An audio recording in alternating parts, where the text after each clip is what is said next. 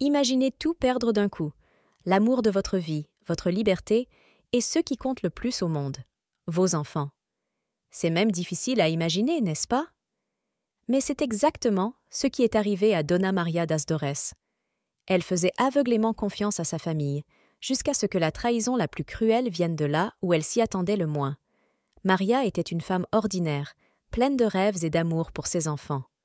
Mais en 1993, sa vie change de façon irréversible. D'abord le drame. Un accident a coûté la vie à José, l'homme avec qui elle a bâti une famille pleine d'amour. Enceinte et seule, Maria a fait face à l'impossible pour s'occuper de 5 jeunes enfants.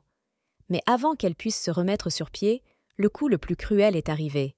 Sa propre sœur, Johanna, l'a emmenée loin de chez elle, prétendant qu'elle avait besoin de repos. Repos? Loin des enfants qui dépendaient d'elle? Tout cela n'était qu'un mensonge. Maria s'est retrouvée dans un endroit sombre, une institution où la souffrance était monnaie courante. Là-bas, elle a connu la douleur d'être oubliée, tandis que ses enfants sans défense subissaient des abus de la part de ceux qui étaient censés les protéger. Auriez-vous la force de combattre tout cela? Maria l'avait. Mais jusqu'où sa détermination pourrait-elle la mener? Comment une mère trouve-t-elle la force d'affronter l'impossible? Cette histoire parle de lutte, d'amour et d'espoir qui persistent même dans la pire adversité. Aujourd'hui, vous découvrirez la première partie de cet incroyable voyage, marqué par la tragédie, la trahison et une recherche désespérée pour sauver ceux qui comptent le plus. Si vous croyez que l'amour peut tout vaincre, restez jusqu'à la fin de cette histoire. Profitez-en pour laisser votre like maintenant et vous abonner à la chaîne, car des histoires comme celle-ci méritent d'être entendues. Découvrons ensemble le combat de Maria et comment elle est devenue un symbole de résistance et d'amour inconditionnel. Maria das Dores n'aurait jamais pu imaginer que la joie de sa vie lui serait arrachée si brutalement. C'était en 1993, et sa routine simple tournait autour de l'amour pour ses 5 enfants et son mari, José. Les deux n'avaient pas grand-chose, mais ils travaillaient ensemble pour construire une vie digne. Joseph était le rocher de Marie, son plus grand soutien. Mais par un froid matin de juin, une nouvelle dévastatrice est arrivée. José avait eu un accident de voiture. Il n'a pas résisté. Maria était paralysée. Enceinte de 6 mois de son 6e enfant, que ferait-elle maintenant? Comment élever seule 5 jeunes enfants? Le chagrin était accablant, mais le monde ne s'est pas arrêté pour qu'elle puisse respirer. Les factures arrivaient, les enfants avaient besoin de manger, et le bébé grandissait dans son ventre. Maria essayait de rester forte, mais chaque jour était un combat. Elle travaillait sans arrêt, effectuant des petits boulots pour mettre de la nourriture sur la table. Son corps était épuisé et son esprit plongé dans la douleur. C'est alors que sa sœur Johanna lui propose son aide. Au début, Johanna ressemblait à un ange. Elle s'occupait des enfants pendant que Maria travaillait et l'encourageait à se reposer davantage. Mais derrière ces paroles aimables, il y avait quelque chose d'étrange. Johanna a commencé à critiquer Maria, disant qu'elle était dépassée et que sa santé mentale était en danger. Maria ne comprenait pas les insinuations, mais elle était si fatiguée qu'elle ne remettait pas en question. Jusqu'à ce qu'un jour fatidique, Johanna propose quelque chose qui allait tout changer. « Maria, tu as besoin de temps pour récupérer, » dit-elle. « Je peux garder les enfants pendant quelques jours. Tu mérites de te reposer. » Maria, désespérée et vulnérable, a fait confiance à sa sœur. Ce que Maria ne savait pas, c'est que se reposer était un piège. Johanna l'a convaincue d'aller dans une prétendue maison de retraite, mais c'était un établissement psychiatrique. Dès son arrivée, Maria réalise son erreur, mais il est trop tard. Elle a été hospitalisée contre son gré. Tandis que Maria souffrait intérieurement, ses enfants étaient sous la garde de Johanna, qui montrait son vrai visage, agressive, contrôlée. Si vous ressentez déjà le poids de cette histoire, laissez votre like dès maintenant et abonnez-vous à la chaîne pour ne pas rater la suite. Dans la partie suivante, vous découvrirez ce à quoi Maria a été confrontée dans l'institution et comment la souffrance de ses enfants a atteint son paroxysme. Maria regarda autour de l'institution où elle avait été placée. Les murs étaient froids, l'atmosphère sombre et le bruit constant des portes qui se fermaient, et des cris au loin rendaient l'air plus lourd. Elle ne savait pas exactement où elle se trouvait, mais elle était sûre que ce n'était pas un endroit pour se reposer. Dès les premiers jours, Maria réalisa le cauchemar dans lequel elle était tombée. Les infirmières ont ignoré ses questions, la traitant comme si elle était invisible. Les repas étaient rares et le peu servi était d'un goût discutable. Toute tentative de se défendre se heurtait à des regards méprisants ou à des menaces voilées. Elle avait l'impression de disparaître, comme si son existence n'avait aucune valeur. Pendant que Marie subissait ce tourment, le sort de ses enfants s'aggravait rapidement. Sous la garde de Johanna, les enfants étaient obligés de travailler sur des tâches lourdes, recevant des cris en récompense. La nourriture était rationnée, et les enfants se couchaient souvent le ventre vide. Johanna, qui semblait auparavant être une alliée, s'est révélée froide et calculatrice, profitant de l'absence de Maria pour abuser de son pouvoir. C'est lors d'une des rares visites de Donna Celeste, la mère de Maria, que la vérité éclata au grand jour. Donna Celeste, le cœur lourd, raconta ce qu'elle avait vu. Ses petits-enfants étaient maigres, effrayés et mal habillés. Les yeux de Maria brûlaient de larmes alors qu'elle écoutait. Chaque mot était comme un coup de couteau dans la poitrine. « Vos enfants souffrent », a déclaré Donna Celeste. À ce moment-là, quelque chose s'est réveillé chez Maria. Même au milieu du chaos, elle savait qu'elle ne pouvait pas abandonner. Mais comment échapper à un endroit où même respirer ressemblait à un combat? La réponse n'est pas venue, et le temps semblait de plus en plus court. Dehors, ses enfants étaient seuls, confrontés à l'abandon et aux abus. Maria savait qu'elle devait agir, mais les murs de l'institution semblaient infranchissables. Et Johanna, il semblait avoir gagné.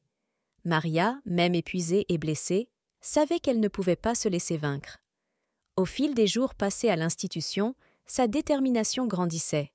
Elle n'était pas seulement une femme qui souffrait, c'était une mère qui devait protéger ses enfants. Alors que les nuits s'éternisaient dans le silence oppressant de cet endroit, Maria commença à observer tout ce qui l'entourait.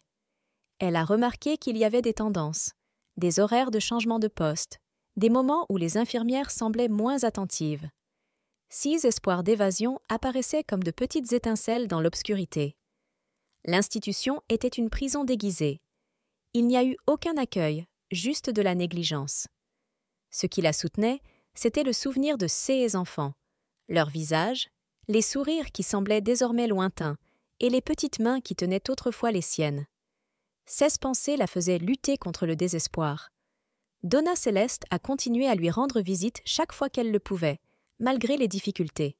À chaque réunion, Maria posait des questions, essayant de comprendre ce qui se passait hors de ses murs. C'est ainsi qu'il a découvert que Johanna faisait travailler ses enfants. Maria était sous le choc. Elle imaginait à peine ces petits, si fragiles, obligés de porter des poids ou d'obéir à des ordres cruels. Un jour, lors d'une de ses visites, Maria tenait fermement les mains de sa mère. « Je dois sortir d'ici, maman. S'il vous plaît, aidez-moi. Mes enfants ont besoin de moi. » Donna Celeste, bien que les larmes aux yeux, hocha la tête. Elle savait qu'elle ne pouvait pas permettre à Maria et à ses petits-enfants de continuer à souffrir. Cette nuit-là, Maria a commencé à élaborer un plan. Ce n'était pas quelque chose de complexe, juste une idée simple, mais qui demanderait du courage. Aux petites heures du matin, alors que tout semblait calme, elle écoutait les bruits du portail au loin, observait les pas des gardes et planifiait. Malgré cela, mais quelque chose en elle, une flamme qui ne pouvait s'éteindre, lui disait qu'elle devait essayer.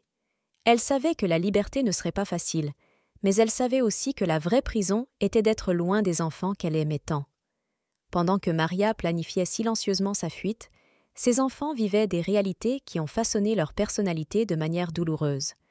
Chaque enfant a réagi à la souffrance d'une manière unique et chacun a été confronté à des défis qu'aucun enfant ne devrait jamais avoir à affronter. Pedro, l'aîné, avait pris la responsabilité de s'occuper de ses frères. Il n'avait que 12 ans, mais sa posture était déjà celle d'un adulte. Il passait des nuits blanches à essayer de calmer les petits lorsqu'ils pleuraient de faim ou de peur.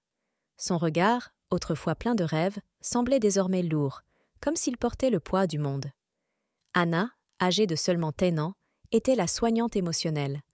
Lorsque Johanna criait ou menaçait, c'était Anna qui serrait ses frères dans ses bras, lui murmurant que tout irait bien, même si elle n'était pas sûre que ce soit vrai. Son cœur était trop grand pour son âge, et sa douceur semblait être la seule consolation au milieu des ténèbres. Lucas, celui du milieu, était le plus en colère. À seulement 8 ans, il ne pouvait accepter l'injustice de la situation. Il répondait à Johanna chaque fois qu'il le pouvait, même s'il savait qu'il le paierait cher. Son esprit rebelle était sa façon de résister, mais cela le mettait aussi en danger constant. Les deux plus jeunes, Mattheus et Clara, âgés de 6 et Fourant, étaient les plus vulnérables. Ils ne comprenaient pas vraiment ce qui se passait, mais ils ressentaient l'absence de leur mère et le poids des règles strictes imposées par Johanna. Clara, en particulier, pleurait chaque nuit en appelant Maria, tandis que Mattheus essayait d'être fort pour la consoler. Et Johanna? Elle semblait devenir chaque jour plus cruelle. Son masque était complètement tombé, et il traitait désormais les enfants comme un fardeau qu'il fallait contrôler. Elle était froide, calculatrice, et son autorité était soutenue par la peur. Lorsqu'il sentait qu'il perdait le contrôle, il utilisait les mots les plus durs et les punitions les plus sévères. Maria, cependant, n'avait aucune idée de la profondeur de la souffrance de ses enfants, mais elle sentait dans son cœur que quelque chose n'allait terriblement pas. Lors des visites de Donna Céleste, elle a saisi chaque détail qui pouvait l'aider à comprendre ce qui se passait. Céleste, malgré sa fragilité, commença à jouer un rôle important dans le plan de Maria. Chaque jour à l'institution était une bataille. Chaque nuit était une torture silencieuse. Mais Maria savait qu'elle ne pouvait pas échouer. Elle devait sauver ses enfants avant qu'il ne soit trop tard.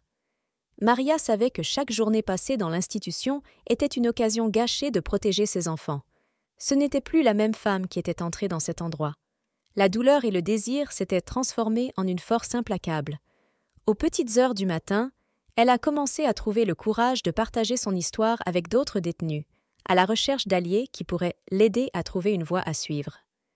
C'est au cours d'une de ces conversations qu'il a rencontré Marina, une femme qui y était injustement emprisonnée depuis des années. Marina était une âme sage, marquée par de profondes cicatrices, mais néanmoins pleine de compassion. En entendant l'histoire de Maria et son désespoir pour ses enfants, elle a décidé de l'aider. « Si vous voulez sortir d'ici, vous aurez besoin de patience et de courage. »« Mais c'est possible, » dit Marina en tenant les mains de Maria. Pendant ce temps, en dehors de l'institution, la situation des enfants atteint ses limites. Pedro, l'aîné, a commencé à tomber malade à cause du surmenage et d'une mauvaise alimentation. Anna pleurait en silence alors qu'elle prenait soin de lui, craignant de le perdre. Lucas, dans sa révolte, tenta de s'enfuir une nuit, mais fut rattrapé par Johanna, qui le punit sévèrement. Mattheus et Clara étaient de plus en plus fragiles, leurs rires enfantins n'étant plus qu'un écho lointain. Donna Céleste, voyant l'état de ses petits-enfants, décida qu'elle ne pouvait plus attendre. Lors de sa dernière visite à Maria, elle a révélé « Il souffre, Maria. Je ne sais pas. » Ces mots ont allumé un feu chez Maria. Il n'y avait plus de temps à perdre.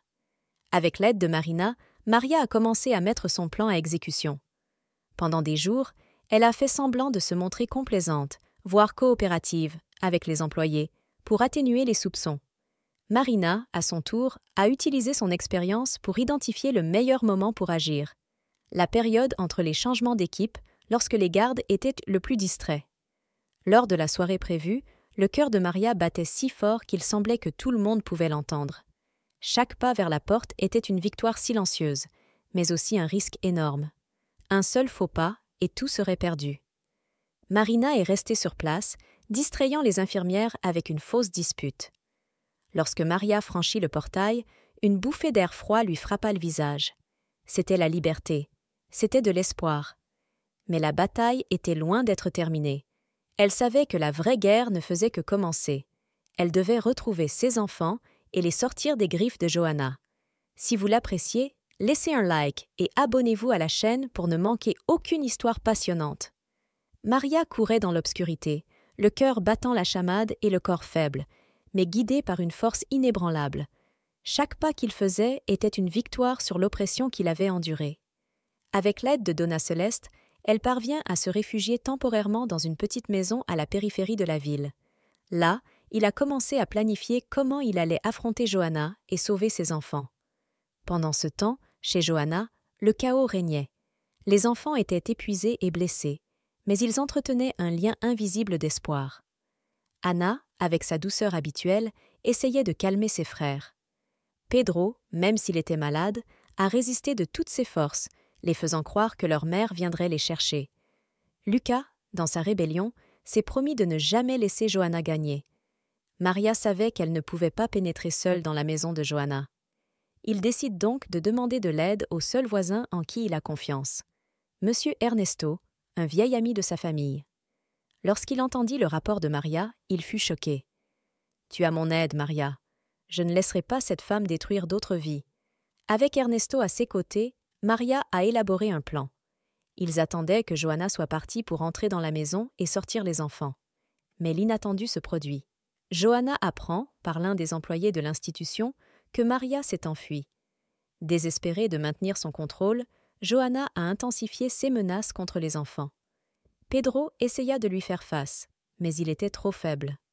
Anna pleurait silencieusement et Lucas regardait la porte, comme s'il savait que quelque chose était sur le point de changer. Cette nuit-là, Maria et Ernesto se sont approchés de la maison de Johanna.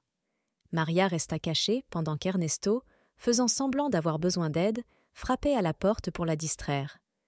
Lorsque Johanna l'ouvrit, Maria vit les visages de ses enfants à travers la fenêtre. Ils la virent aussi, et pendant un instant, le temps sembla s'arrêter. L'expression de Pedro passa de la fatigue à l'espoir. Anna tenait la main de Clara en murmurant « C'est maman ». Lucas, toujours impulsif, a crié « Je savais que tu viendrais ».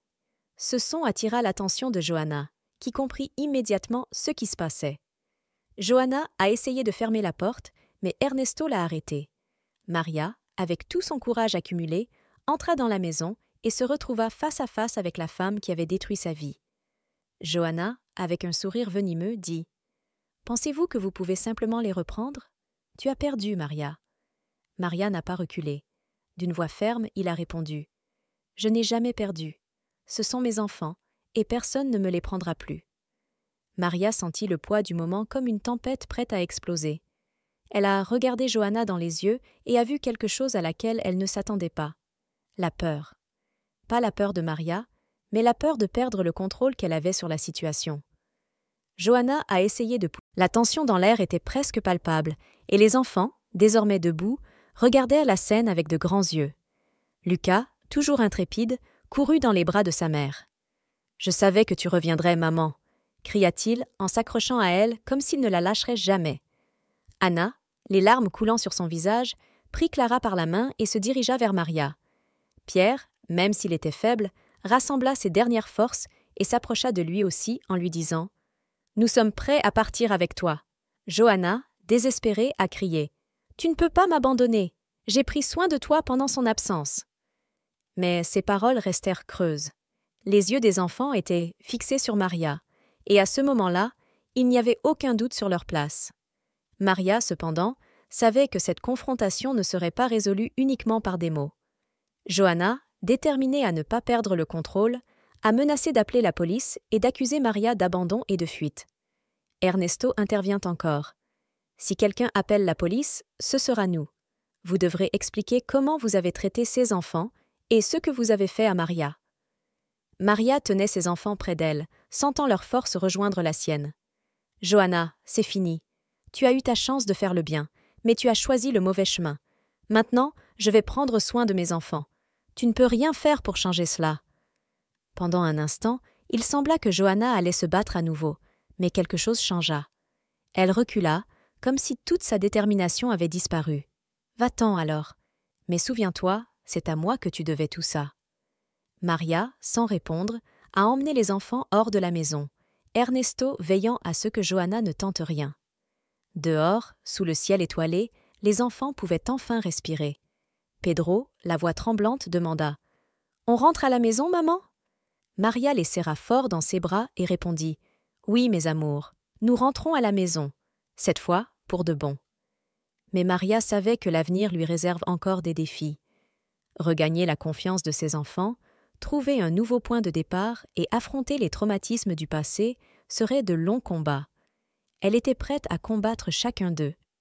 Maria et les enfants marchaient dans la nuit silencieuse, chaque pas plus léger que le précédent. La lune, avec sa douce lueur, semblait suivre leur chemin, comme un témoin silencieux de la souffrance et de la victoire. Maria a ressenti le poids de chaque instant qu'elle avait vécu, chaque larme qu'elle a versée pour sa famille, mais elle a aussi ressenti la force renouvelée en elle-même. Elle savait que rien, pas même les plus grands tourments, ne pourrait détruire l'union qu'elle entretenait désormais avec ses enfants. En arrivant chez Donna Celeste, la grand-mère des enfants, le soulagement fut immédiat. Les enfants coururent dans les bras de leur grand-mère, qui les reçut avec une affection indescriptible. Maria se tenait sur le pas de la porte, observait la scène et ressentait un sentiment de paix pour la première fois depuis longtemps. À l'intérieur de la maison, Maria et Donna Celeste discutèrent longuement. Donna Celeste, toujours sage et accueillante, l'a serrée dans ses bras et lui a dit « Tu as fait l'impossible, ma fille. Maintenant, il est temps de tout reconstruire, lentement, un jour à la fois. » Maria regarda les enfants, désormais en sécurité et en paix, et sentit que, malgré tout, il y avait encore de l'espoir. Le processus de récupération ne serait pas rapide. Il y avait de profondes blessures à guérir, les cicatrices émotionnelles de Maria, le traumatisme des enfants et le besoin de regagner confiance, tant dans les gens qu'en l'avenir. Mais Maria savait qu'avec le temps, il reconstruirait une nouvelle vie. Il n'était plus seul. Petit à petit, Maria commence à réorganiser sa vie. Elle a trouvé un travail modeste, mais enrichissant, et les enfants de la maison ont commencé à ressentir la joie d'être à nouveau des enfants. Ils pouvaient jouer, apprendre et surtout se sentir aimés sans crainte. Maria, et c'était, elle le savait, tout ce dont elle avait besoin pour avancer. Mais le parcours de Maria ne consistait pas seulement à surmonter les obstacles que la vie lui a lancés. Il s'agissait de renaissance, d'espoir qui fleurit même dans le sol le plus sec. Cette histoire nous rappelle que peu importe la souffrance qui tente de nous abattre, l'amour trouvera toujours un moyen de nous relever. Et toi? Qu'avez-vous appris de cette histoire de lutte et de dépassement? Si vous avez été ému par cette histoire et que vous souhaitez suivre d'autres histoires comme celle-ci, n'oubliez pas d'aimer et de vous abonner à la chaîne. Votre abonnement est ce qui nous motive à continuer à raconter des histoires qui touchent le cœur.